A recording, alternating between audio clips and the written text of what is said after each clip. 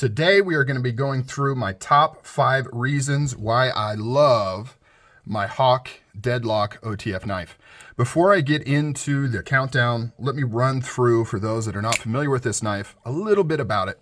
This is somewhat of a bespoke OTF, small batches, hard to get. I don't know if you'd call it a custom, that's debatable, but in that realm, very expensive as well. So there's a lot of topic about this. Is this the best knife ever made, or the best OTF, or the best automatic ever made? The main claim to fame on this knife is it has 0 blade play. There's a mechanism in here that prevents this blade from moving in any direction. It really is rock solid. Now it does this with extra moving parts and some ingenious engineering inside here. The other thing that makes this kind of a unique knife that people are drawn to is that it's somewhat gentlemanly. It doesn't have that tactical type feel to it. A lot of non-OTF, non-automatic knife people gravitate towards this particular model. So now that that's out of the air, I want to run through my top 5 reasons why this is, or why I love my HAWK Deadlock. Number 5, and I touched on this a second ago, quality, fit and finish. This knife is done spectacularly well. Extremely good fit and finish, amazing machining. You can see on the inlays just how perfectly done this is. There's no gaps, there's no issues. Everything is equally raised on this inlay here. The machining is top notch. You can see the logo right there, not a milling bit out of place. All the finishes done on the titanium inserts are spectacular. The blade, stonewashed to perfection, hand ground, hollow ground, perfect edge, razor sharp right out of the box. This knife is done very, very well. The fit and finish on this knife is excellent. Now that being said, you can get a similar type fit and finish out of other knives for sure. But it's definitely up there. There's not a thing out of place. The slider, there's no wiggle, there's no movement on the slider. It's super smooth. I believe it has a bearing system inside here. It's all done very, very well. And kind of speaking back to what I was saying, this knife is made for the people that don't like OTFs because of some of the rattle, some of the movement, and some of the parts. They want everything to be super, super tight. And that's what you get with the HAWK Deadlock. Number 4, the design language of this knife. Like I mentioned before, this is a bit of a gentleman's OTF. It is smaller in size.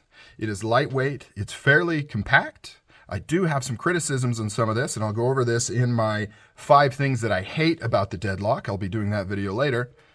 But the overall design language of this is great. You can see me talk at length about this in my how the Deadlock is revolutionizing the OTF industry and why I think it's amazing.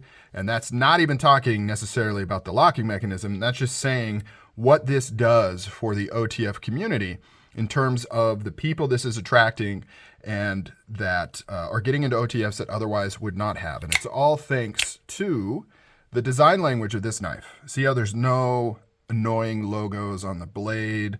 There's no black and white duotone. There's no obnoxious things, no glass breaker. It's just a very refined gem of a knife. Number 3, and this one is a little bit more personal to me. So anybody that knows me or have watched my OTF videos, I love it when the trigger is on the front of the knife. That's really the only reason I have a Benchmade Infidel. Other than how much fun it is to fire the Benchmade Infidel, it really is a lackluster knife, but I got it because I love it when the trigger's on the handle here. Couple reasons. One is just personal. I just like seeing the blade come out like that. It just gets me giddy. You know, it gets me happy. The other thing is it makes it completely ambidextrous. So it doesn't matter if you carry it left or right.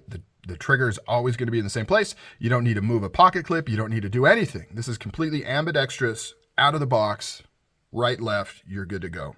So that is one of the things that I really like about this is the trigger placement. Your results may vary. That may not be something that you particularly care about or kind of gets you excited. But for me, I really like it, especially when it's done this well and it's so, so smooth. Number two reason why I love my HAWK Deadlock. Gavin the owner is amazing. I've never personally dealt with him, but I've seen plenty of anecdotal stories, and I've seen other interactions that people have had when they've met him in person at blade shows, or whether they've had any sort of issue with their deadlock. By the way, these knives do have issues. Don't think that because they are engineered so well that they are exempt from issues. I'm not saying it's a problem or it's above normal, but don't think that this gets you out of any sort of issues. I have heard of problems with a little bit of blade wiggle, and they reached out to Gavin HAWK, and Gavin said, send it in. It is not supposed to move at all. He fixed it. He sent it back. Seems like a great guy. He's also very open that if you're having any kind of problems with the knife, you can take it apart yourself, which they actually encourage. They provide tools in the baggie for you to do that. If you do not feel comfortable taking it apart, then you can send it in and he will do it for you. So Gavin HAWK is just an amazing guy, and you know, there's something to be said for that. When you have such a good person kind of running a company, it lets you feel assured that you're going to be taken care of, especially when you delve into some more expensive type knives, such as this guy right here. Gavin HAWK is the #2 reason why I love my HAWK Deadlock. Now, the #1 reason why I love my deadlock is the obvious one. It's the lockup. It's the no wiggle. It's the engineering in here. Now, let me caveat that and say I'm an OTF fanatic. I've accepted the blade wiggle. Doesn't really bother me. I do like it when I get an OTF and it has a little bit less than I expect or less than I'm used to. But, you know, I've kind of accepted that they're just going to have that wiggle. But having something in my collection that has solved that problem, that has locked this up so tight, hence the name Deadlock, is just really cool. I'm just happy to have this in my collection with this awesome engineering inside this blade here. I'm hoping that this technology makes its way into more of a production run of knives, whether it's a contracted production run of the Deadlock, or other companies just license the use of that locking mechanism or something similar, and we see more and more of this in production OTFs. Now, it's always going to cost more money. There's more machining, there's more parts.